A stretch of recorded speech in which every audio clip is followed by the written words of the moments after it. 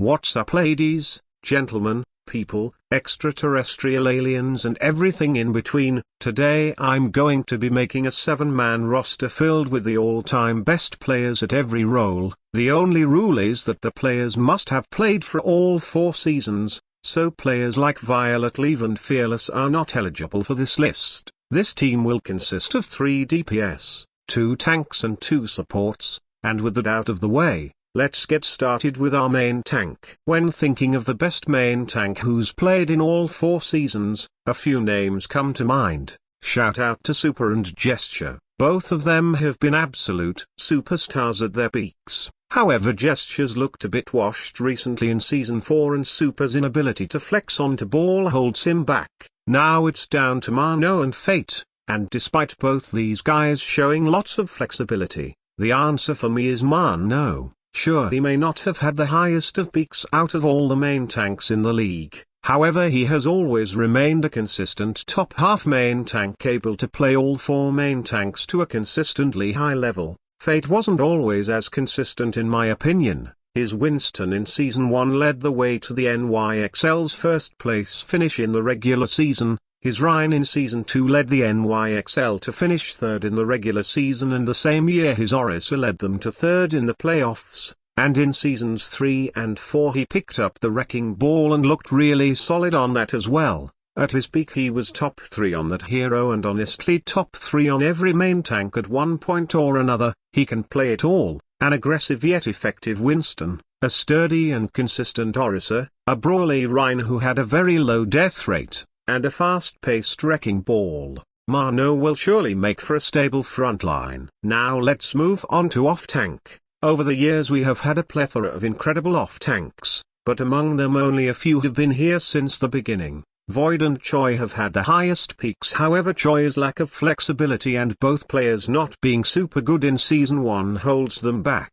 So now it comes down to Hotba and Fury, and of the two the answer is so incredibly obvious. Fury is for sure the off-tank of choice. Hotba's over-aggression at times and inconsistency prevent him from taking this spot, but Fury has shown consistency and has always been an above-average to elite-level off-tank. Season 1 he won the entire league with the London Spitfire and played an incredible D.Va in the process. Season 2 his D.Va looked just as good during GOATS despite his team not doing super well in that meta. His D.Va has always felt so punishing to me. He always eats ultimates in the big moments and just knows how to show up big. Season 3 when he had to flex onto the Sigma he looked super good as well, and despite not being as dominant in Season 4 he was still consistent with his play. He's also played a bit of Zarya and Hog here and there and looked great on that as well. Fury's well-timed plays and ability to fit into so many rosters will benefit this team greatly.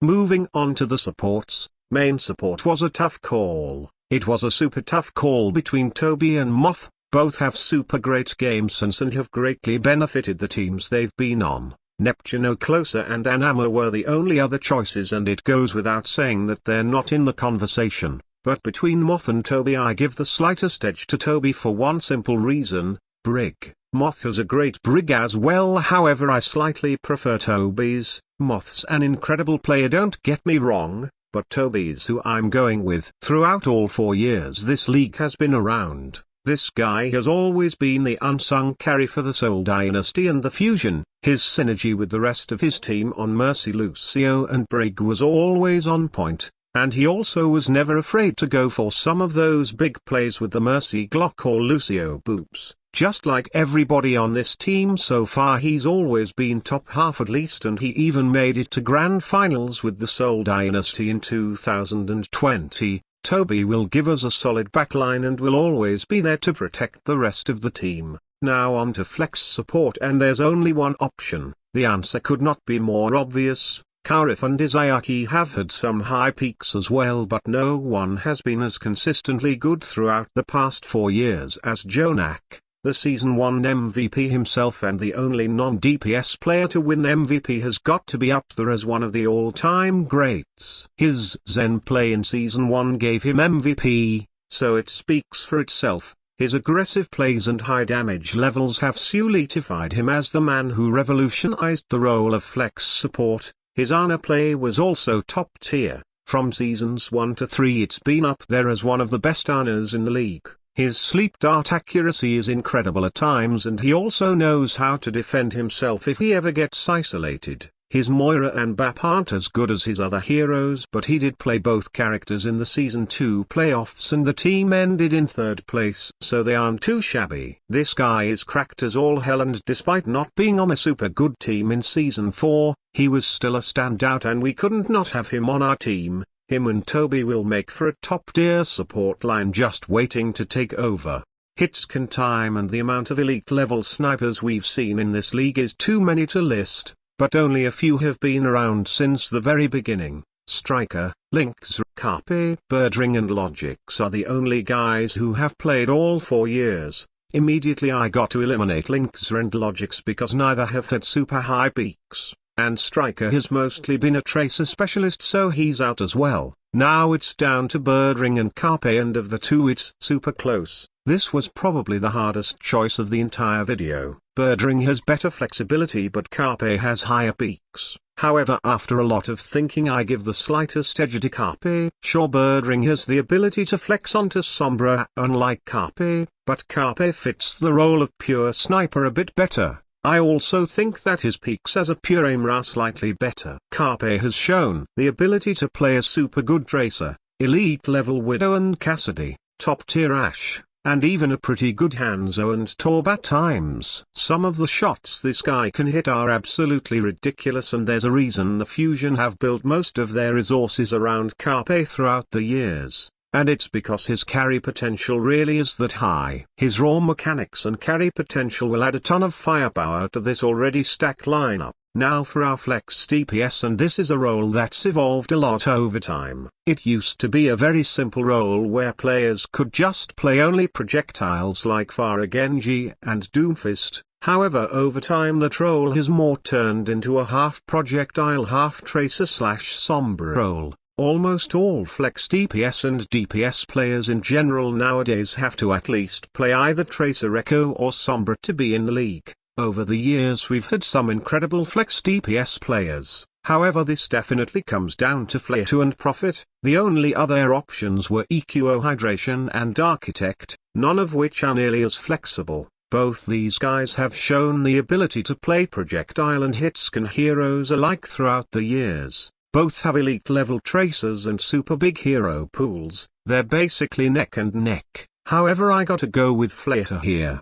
Sorry Prophet, but Flater has felt a bit more relevant recently. What gives Flater the edge is the fact that he's adapted better to the meta shifts over time. Especially in Season 4 it was very apparent that Prophet had fallen off a bit in terms of some of the meta picks. His Echo was not nearly as good as some of the other guys in the league. However, Flater has always remained at the top. Both have had some of the highest peaks we'll ever see out of DPS players at an Overwatch League level, however, but shifting the attention to Flater, the guy is our second MVP player on this team. What he's shown throughout the years is disgustingly good.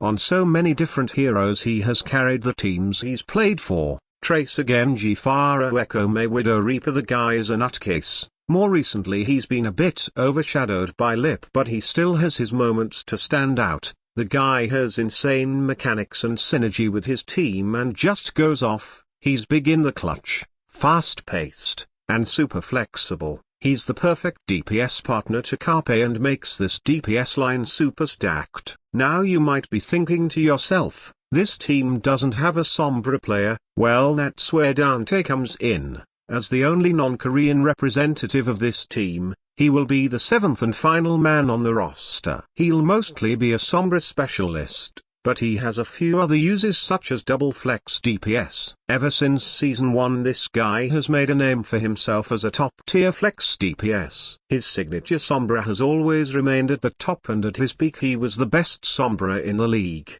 He just has such great positioning and always know how to get value out of EMP.